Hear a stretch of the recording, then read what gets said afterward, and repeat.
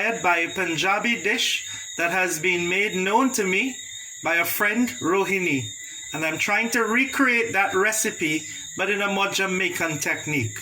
So we have our local Jamaican red peas, or what we call kidney beans or red beans, and these have been soaked and they have been placed in a pressure cooker for about half an hour, and that's how they look when they're fully boiled or pressure cooked. We have fresh ingredients such as tomatoes in abundance. I have 2 large tomatoes chopped. I have 2 large purple onions chopped and 1/2 of a regular onion chopped. For Rajma, it is key to have a high concentration of onions to tomatoes. And then we have our traditional Caribbean aromatics: onion, garlic, ginger, scotch bonnet in the mix. I even have my spices such as cumin, 2 literal cloves in there, a little bit of methi or fenugreek seed, and these things will be added into the pot when the pot is hot and the oil is hot. So we now turn to our pot. Our pot is very hot. It's been on the stove for about a minute, so I'm going to add my oil. And I don't think this will take long. After about putting 2 tablespoons of oil in here, I'm going to do the litmus test, which is typically throwing in 1 jeera or 1 piece of cumin. Let me do that. And the jeera comes to the top. It's floating to the top now. Let me make sure. I'll give it about 10 more seconds and then I'll throw in my ingredients. So, Rajma is very popular in Pakistan, in India. And actually the kidney bean and chilies were introduced to India from Mexico, of all places. Go figure. So this is a dish that is also indirectly popular throughout the Latin world, that is using frijoles, so any kind of bean, particularly kidney beans. But today's recipe is really like my merging of a Pakistani or Punjabi Rajma with a Jamaican red pea stew. And this is what I'm going to show you today. That's why I even have some coconut milk to add, almost like if it's a red pea stew. Very popular in Jamaica. But today we're not using any meat. Into my hot oil, I put my cumin seeds, my fenugreek or methi, and 2 cloves. Then the magic starts. I definitely need to throw in a lot of onions to be cooked. So in goes in my onion. The onions are definitely in the mix. So I'm going to start to stir.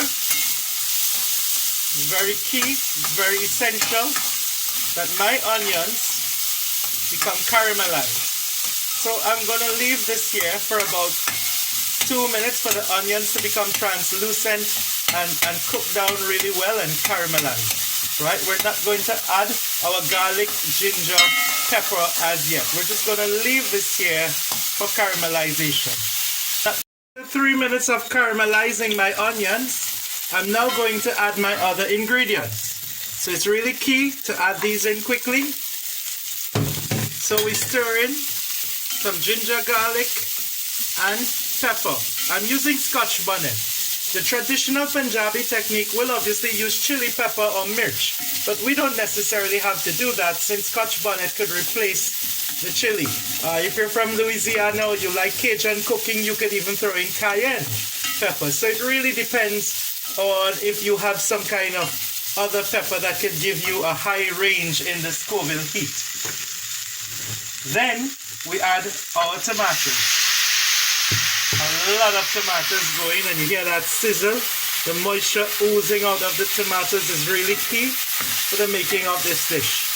And this has to be covered for about 2 minutes, but I just want to make sure that everything gets coated well. The tomatoes gets coated with the onions, the garlic, the ginger, the pepper. Everything has to be coated well. And that's what I'm doing. Now, one important technique in cooking is knowing that we should always try to add a little bit of salt at the beginning. Not too much salt, but just a little bit. So I add a little bit of salt now. I'll add some more later at the end. It's key to under salt than to over salt, right? And then you just stir in the salt here with the tomatoes, like I'm doing. Make sure everything is one beautiful mixture, and you let this melt down in about 2 minutes, and then we add some spices. We add the traditional masala, an Indian masala. If you don't want to use the Caribbean curries or spices, you go traditional with a traditional masala, right? So I'm just going to show you the masala that I will use here is a generic one.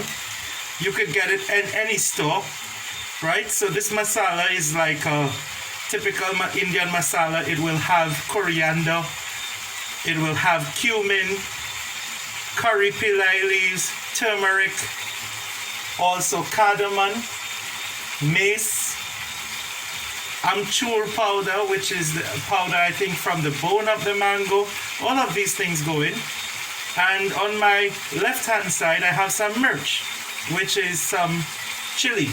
Not too hot, not too spicy, kind of like paprika in level of heat, but it's a very smoky flavor that helps. So what we're doing here is we're waiting for the tomatoes to kind of break down on its own, and then I'm going to add my masala or spices. Now if you're Jamaican or Trinidadian or Guyanese and you're not fond of using the Indian spices, then you could use your own indigenous brand of curry and the dish will come out fine.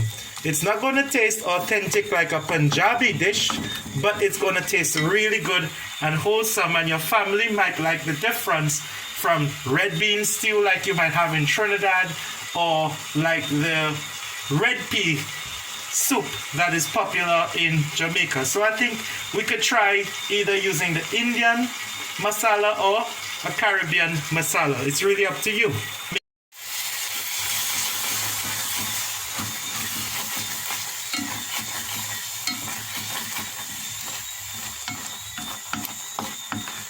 So we're back live.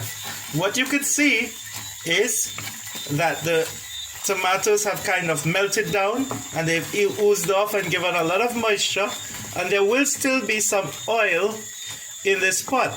So this oil will be used to parch or to fry my masala, which I'm adding. So I've just thrown that in, and I'm going to make sure that this kind of cooks in and this parches or fries really well. Some people who like the dish, well fried, might decide to put in some ghee or some extra oil, but I personally do not think it is necessary.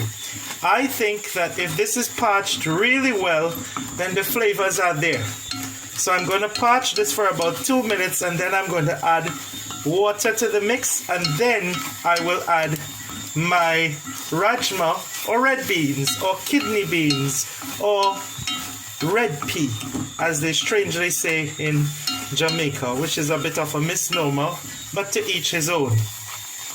So look at how beautiful and red that looks. And it's a nice alternative way to making Trinidadian red pea stew or red bean stew. And even though it's vegetarian, it has a very robust, strong flavor, bold flavors that I'm sure a lot of people will like. So I think by this point in time, I'm going to add a little bit of water because I think my masalas have merged well. So I'm just going to throw in some water into the mix, and then I will add my rajma. Let's see how this goes.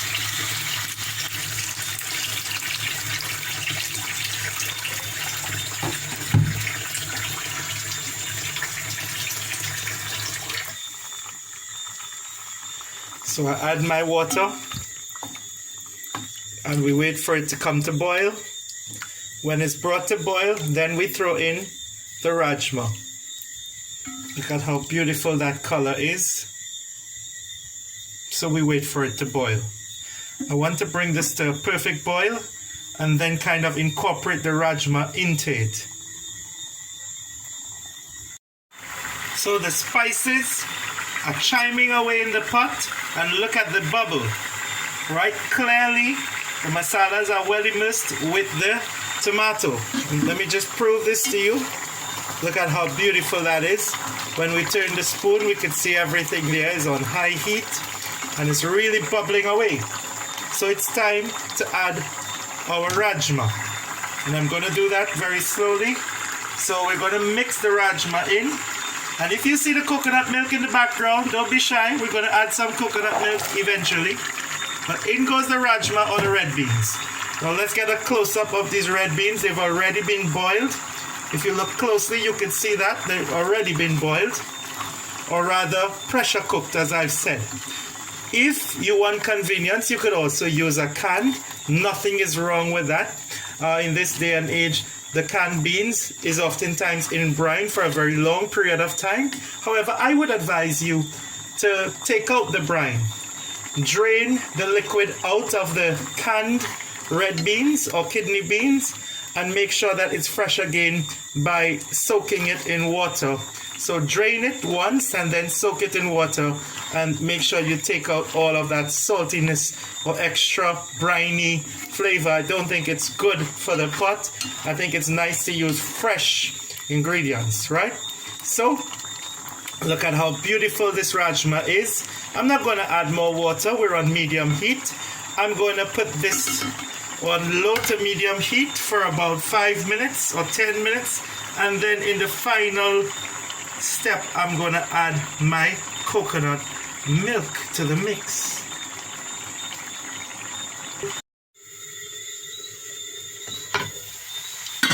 And we're back.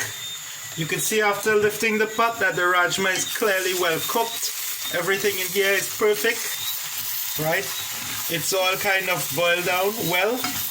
The moisture has been taken out of it, but that's okay. Don't panic. We'll add some moisture now. What we're going to do is we're going to add our coconut milk. And this was coconut milk that I had in the refrigerator, made from Sunday. And you know, I buy coconut milk, or rather coconut, and then I grate it and I keep it in the fridge. After making the fresh milk, I just kind of keep it in the fridge for the week. So you could do that. You could do the same thing. Just keep the container clean and it could stay in the fridge. And this is our rajma. Look at how beautiful it is.